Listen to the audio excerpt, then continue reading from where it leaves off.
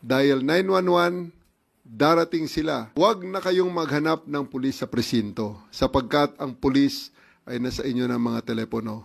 Darating kami sa loob ng 5 minuto. So, rather na sila ay magtatambay dyan, isasarado natin. So, sila ay maglalakad sa kalsada or sasakay sa kanilang mga mobile at ang pinaka-bottom line, palagi sila may mga radyo. Sinabi ko sa kanila, dapat laging may nakikita na pulis.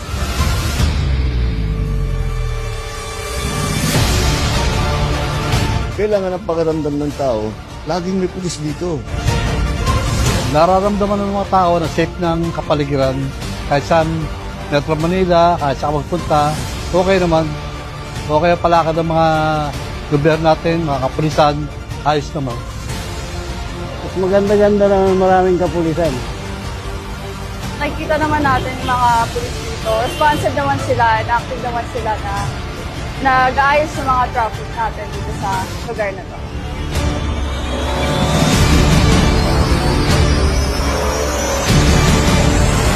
Panahon na ng pagbabago, dahil sa ito ay kinakailangan tayo na magtulong-tulong na paunlarin ang mahal nating bayan.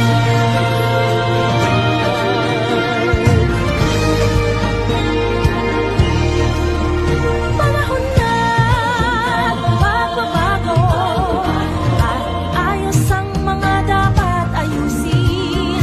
Dapat na maging tungkulin ng bawat mamamayan dito sa atin. Ng pagbabago patungo sa pag-asenso, magsikap ng mabuti at ng kuminhawa tayo. Bagong malaki natin sa mundo at ipamalas ang bagong Pilipino at bagong Pilipinas.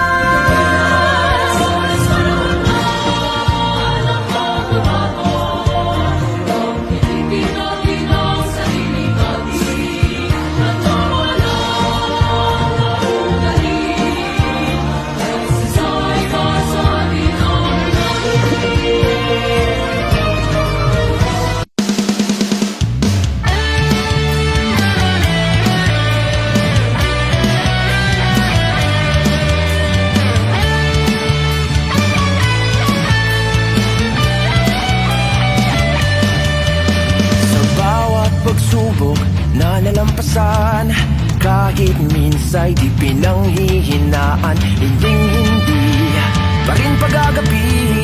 Kahit mahirap ay ngingiti ang labi, takot at pangamba man ay maghari para sa kaligtasang hindi mawari. Ngunit isa ang sigurado, kayang-kaya to kung ikaw at ako.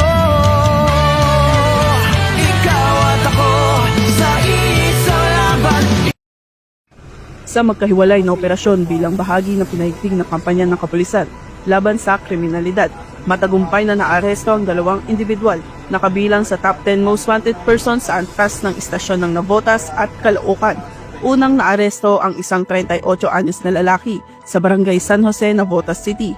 Nahuli siya sa bisa ng warrant of arrest para sa kasong paglabag sa Republic Act 7610 o Special Protection of Children Against Abuse, Exploitation and Discrimination Act na inilabas ng RTC Branch 73 ng Malabon City.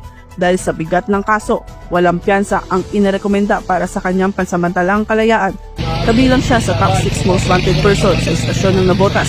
Sa kasalukuyan, siya ay nakakulong sa Custodial Facility Unit ng Navotas City Police Station. Samantala sa hiwalay na operasyon sa Caloocan, naaresto rin si alias Owa, 22 anyos na kabilang sa top 10 most wanted persons sa istasyong ito. Siya ay nadakip sa bisa ng warrant of arrest para sa paglabag sa Republic Act 10591 o Comprehensive Firearms and Ammunition Regulation Act na inisyu ng RTC Branch 129 Caloocan City. May inirekomendang piyansa na 120,000 pesos para sa kanyang pansamantalang kalayaan.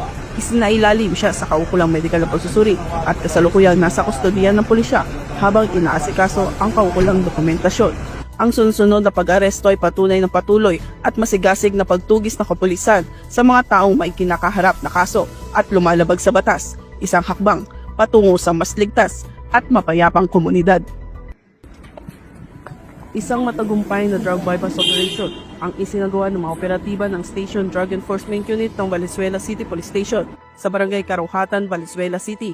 Naaresto sa naturang operasyon ang isang 41 anyos na lalaki na kinilalang si alias James, isang high-value individual.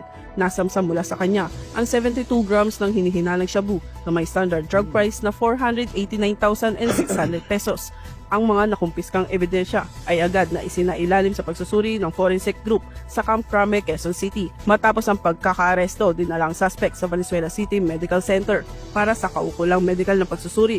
Sa kasalukuyan, siya ay nasa kustodiya ng Valenzuela City Police Station para sa masusing investigasyon at tamang disposisyon. Naharap siya sa kasong paglabag sa Section 5 at Section 11 ng Article 2 ng Republic Act 9165 o ang Comprehensive Dangerous Drugs Act of 2000. Sa magkahiwalay na operasyon na isinagawa ng mga operatiba ng District Special Operation Unit, 2 lalaki ang naaresto matapos mapag-alamang kabilang sa top 10 most wanted person sa regional, district at station level para sa iba't ibang kaso gaya ng acts of lasciviousness, unjust vexation at paglabag sa Republic Act 6539 o Anti-Carnapping Act of 1972.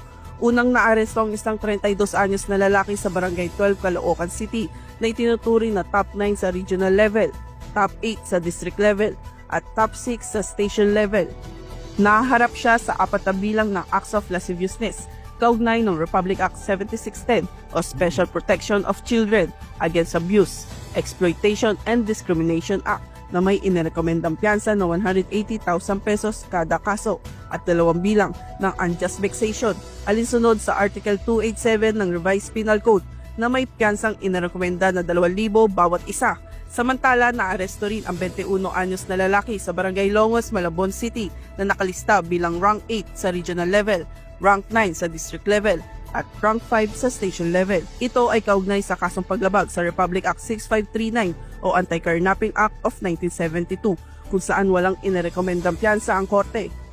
Matapos maaresto, dinala ang mga akusado sa NPD Custodial Facility Unit para sa pansamantalang pagkakakulong habang inihahanda ang mga dokumento para sa formal na pagbabalik ng warrant of arrest sa kani-kanilang mga korte na pinagmulan.